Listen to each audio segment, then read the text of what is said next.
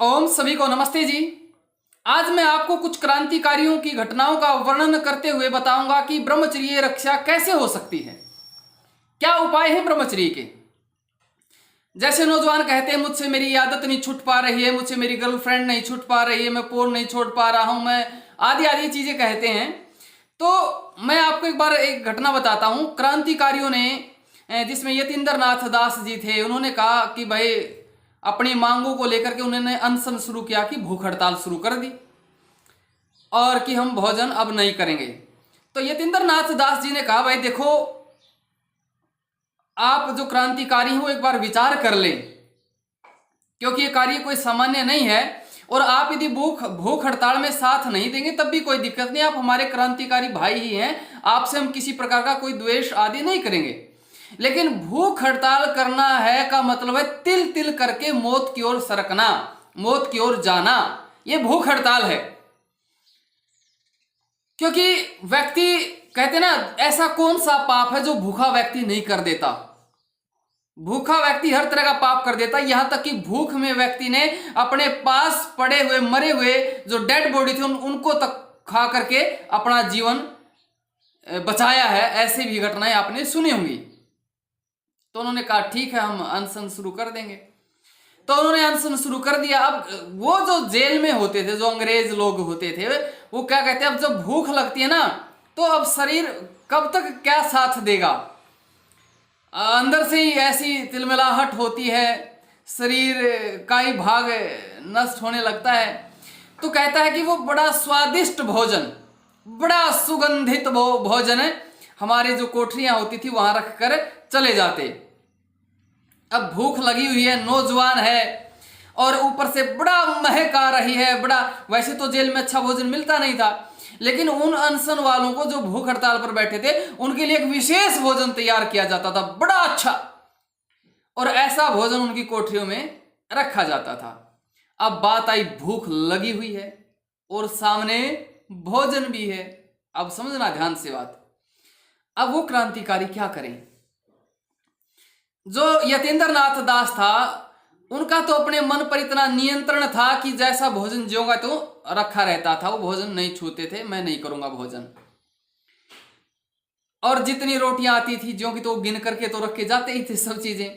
लेकिन जो दूसरे क्रांतिकारी थे उन्हें लगता था कि कहीं ये आकर्षण हमें खींच ना ले भोजन का, और वो क्या करते थे, उस भोजन को फेंक देते थे या उसमें रेत गंदगी आदि मिला देते थे कि कहीं हमें खींच ना ले।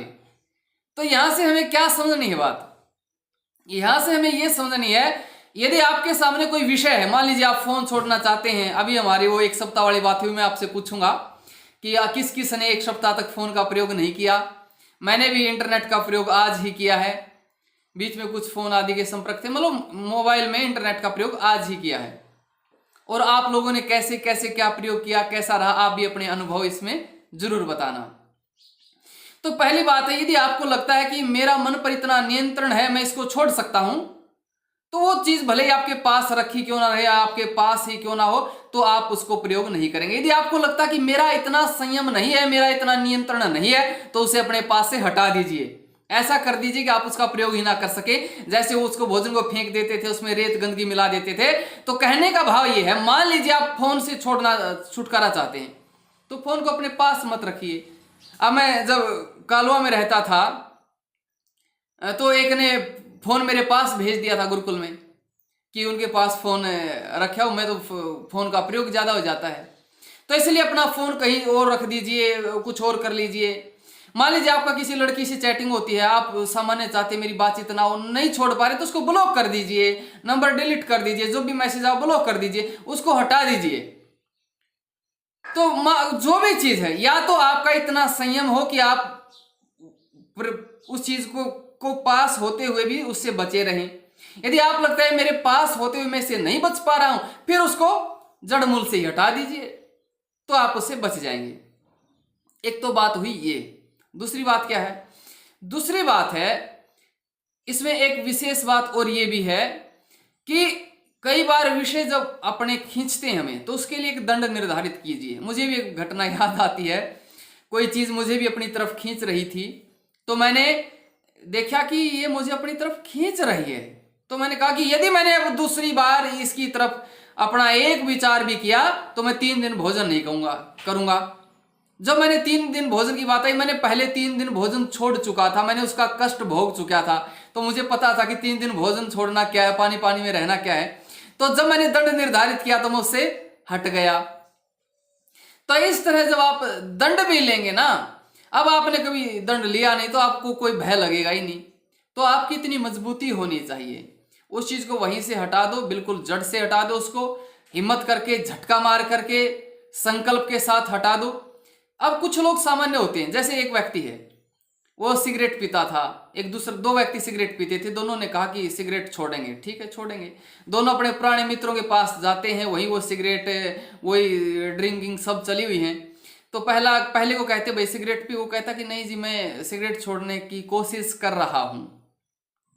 क्या कहा? सिगरेट छोड़ने की कोशिश कर रहा हूं। दूसरे से कहा, वो कहता जी मैं सिगरेट नहीं पीता।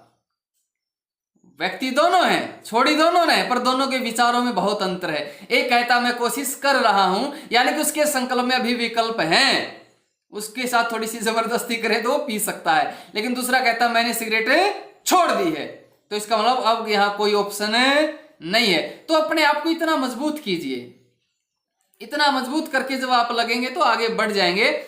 और मुख्य बात एक और मैं बताना चाहता हूं, जब तक आप अपने आप को किसी लक्ष्य के प्रति व्यस्त नहीं करेंगे, मैं ईमानदारी से कहता हूं भाई आजकल मुझे भी बहुत लगना पड़ रहा है, पूरी किताबों की यहां तक लगी रहती हैं, बहुत अच्छी मेहनत चल रही है।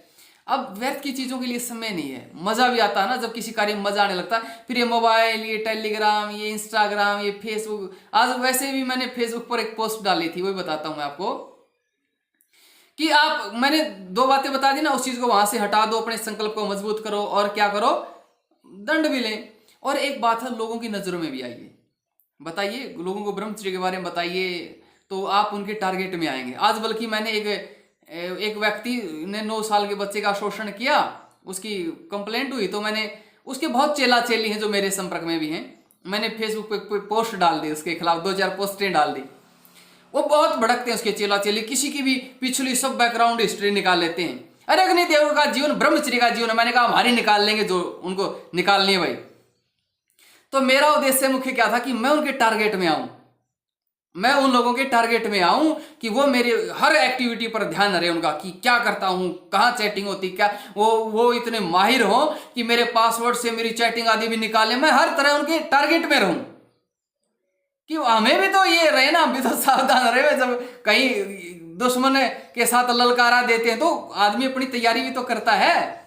तो ऐसे जब हम टारगेट में रहते हैं तो हम उससे भी हमारा ब्रह्मचर्य अच्छा रहता है, तो इसमें मजा आता है। फिर यदि आपका चरित्र अच्छा होता है, आपका ब्रह्मचर्य अच्छा होता है, मैं फेसबुक पर लिखता हूं, लिख दिया मैंने, निकालो हमारी हिस्ट्री, क्या हिस्ट्री, हमने जीवन जिया है ब्रह्मचर्य का। जब आपका ब्रह्मचर्य मजबूत हो जाएगा फिर आप निर्भय हो जाएंगे, फिर आप डरेंगे नहीं। तो भाई इस तरह का कुछ प्रयास, आज तो ये सामान्य वीडियो थी, कोई ऐसी विशेष बात नहीं। अब मेरी एक वीडियो डालने की इच्छा है कि मैं कुछ मेरे जीवन की भी आप लोगों को बताऊं। मैंने ब्रह्मचर्य शुरू कैसे किया, कैसे मैं ऐसे वासना भरे वातावरण में बाल ब्रह्मचारी रह पाया, कहाँ से मुझे ब्रह्मचर्य की प्रेरणा हुई, कैसे मैं उन मित्रों से बच पाया, मेरे जीवन में भी क्या क्या बाधाएं, आदि आदि बहुत सी चीजें हैं। मतलब मेरे जीवन को लेकर के आपके मन में क्या क्या प्रश्न हैं, क्या क्या आप पूछना चाहते हैं, तो आप यहां भी लिख सकते हैं, या फिर मेरा व्हाट्सएप नंबर, मेरा पर्सनल नंबर है भाई 7357076778, मेरा पर्सनल नंबर है, आज का नहीं, 12-14 साल पहले का है।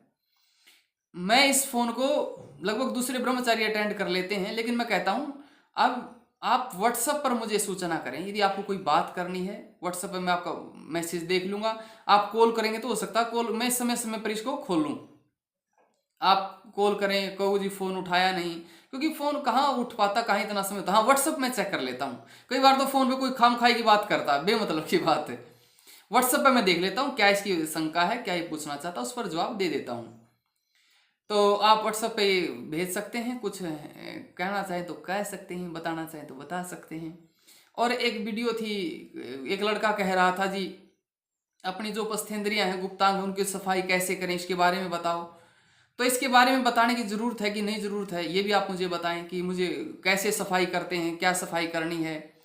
एक ने उसकी एक वीडियो पे कमेंट कर रखा था एक महाराज जी के, वो महाराज जी पूरा भड़क गया उस बच्चे पे, क्या प्रश्न पूछता, कैसी बातें पूछता है। और एक लंगोट के बारे में भी हमारी बहुत पहले बात हुई थी, सबके सामने लंगोट कैसे बदलें, एक इस विषय पे भी बात हुई थी। तो ये वीडियो आपके बीच में अभी तक नहीं आई है, फिर भी कोई बात हो, कोई प्रश्न हो तो जरूर बताएं, अच्छा लगता है। ब्रह्मचारी बनो, ये तो गिरना उठना तो चलता रहता है, ठीक है ना। परमात्मा सहायता करेगा, परमात्मा विशेष सहायता करेगा, विशेष सहायता, आपको आश्चर्य होगा, इतनी परमात्मा की कृपा होती है, ठीक है जी। तो अच्छा लगता है आप सबसे बात करके, चिंता नहीं करनी, टेंशन नहीं लेनी है, आनंद लेना ब्रह्मचर्य का, आनंद बन जाओ। आज से ही शुरू कर दो, कोई गलती होगी है तो।